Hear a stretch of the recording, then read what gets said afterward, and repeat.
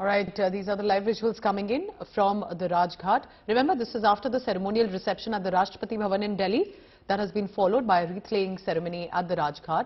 And we're being told, as the Australian Prime Minister signs a visitor book, often most of the dignitaries of international stature do visit the Rajghat, which is the Mahatma Gandhi Memorial. And this was paying tribute to, as we call him, the father of the nation. And this, remember, is very unlike the ceremonial reception that we just saw at the Rashtrapati Bhawan, which is more flamboyant, which is an exquisite display of India's military strength and where he inspects the Guard of Honor. Here, this is more solemn in nature and meditative. That is one of the reasons you don't hear much of noise in the Rajghat, where the Australian Prime Minister presently is. There's also a meeting later scheduled with External Affairs Minister S Jaishankar, who was while present at the Rashtrapati Bhawan.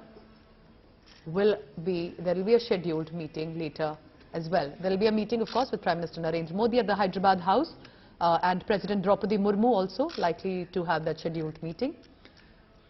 This, remember, is crucial. This is apart from the holy celebrations and the cricket ties that we saw yesterday at the Border-Gavaskar Trophy Test match and the lap of honor that was taken. This is another layer to the meeting. Remember the diversity that this nation has, whether it's a colourful festival or a massive cricket game at the Narendra Modi Stadium, and then there is, of course, the Guard of Honor, which is a protocol, and then visiting Mahatma Gandhi, who is, of course, renowned internationally, and most dignitaries ensure that they do pay a visit to the Rajghat once in their lifetime.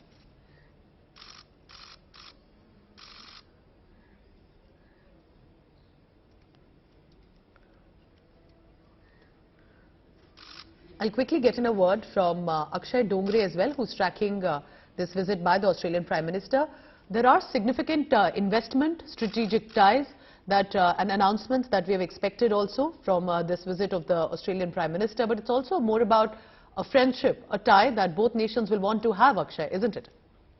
Well, absolutely, Pooja. In fact, we're looking at strategic ties in the Indo-Pacific region. Be it Australia or India, they have one common thread that is the increasing Chinese hegemony in the region. And this is a major concern for both Australia as well as India. Both are part of Quad, both have strategic ties, and we just saw that in this 4-day visit, the Australian Prime Minister also visited the indigenous aircraft carrier INS Vikrant. He was there. He also sat in the LCA, light combat aircraft variant for the Navy, which shows that this is a signaling that is being done, that Australia is showing to China that India and Australia have close ties. They are forging closer ties, closer strategic ties, and it is not just limited to business. It is also in the sphere of security and maritime cooperation.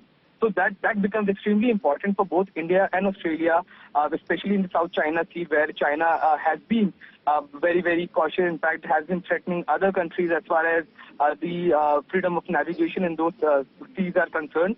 So, talking about these strategic ties, it is noteworthy to see that the kind of reception that the Australian Prime Minister Anthony Albanese is getting in Delhi today. He is at Rajghat right now. Then he will be meeting Dr S Jaishankar, the Foreign Affairs Minister, and at about 11:15 hours, he will be meeting Prime Minister at the Hyderabad House. Then there will be exchange of agreement and the business agreements that have been signed between the two countries, and at about 4:20 hours, the Australian Prime Minister will be meeting the President.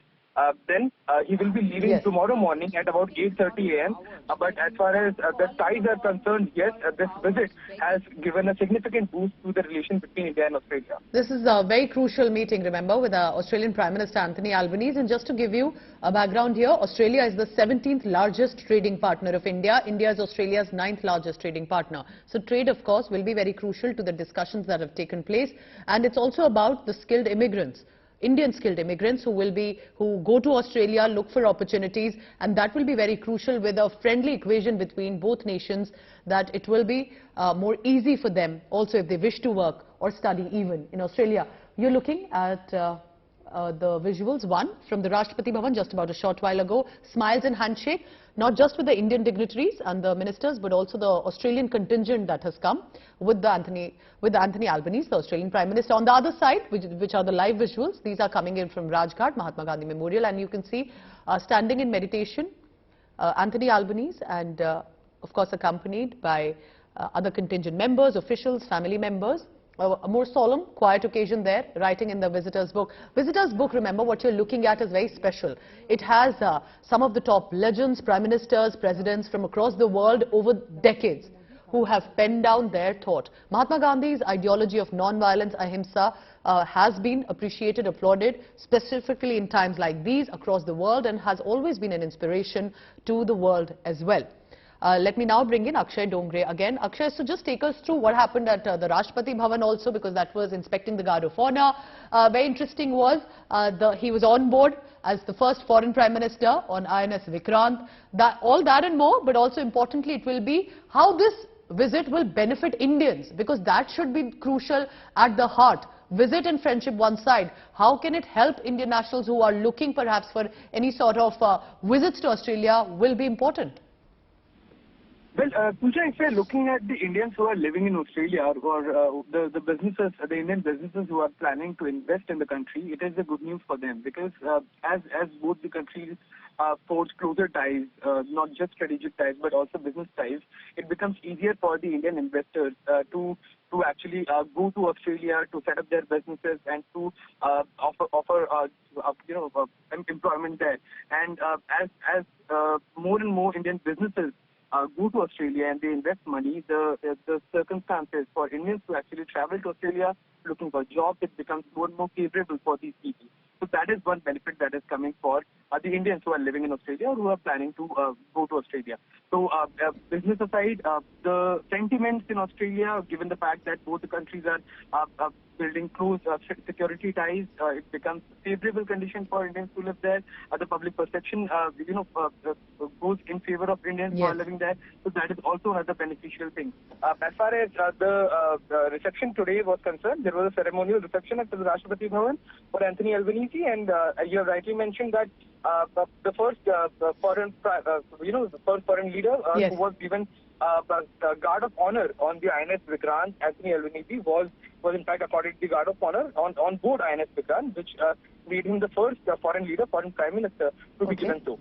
So that in fact has highlighted the importance of Australia as a close strategic partner in the Indian Ocean. Akshay, please keep tracking the latest coming in from that visit, and I must add here, it appears that Mahatma Gandhi was clearly on a top agenda for the Australian Prime Minister, because the moment he arrived on Wednesday in India, remember he had visited Gujarat while it was for the cricket match. He also visited the Sabarmati Ashram and paid tribute to Mahatma Gandhi even there, and now he visits the Rajghat. Well, here's hoping that India finds a close ally in Australia and in the Australian Prime Minister Anthony Albanese.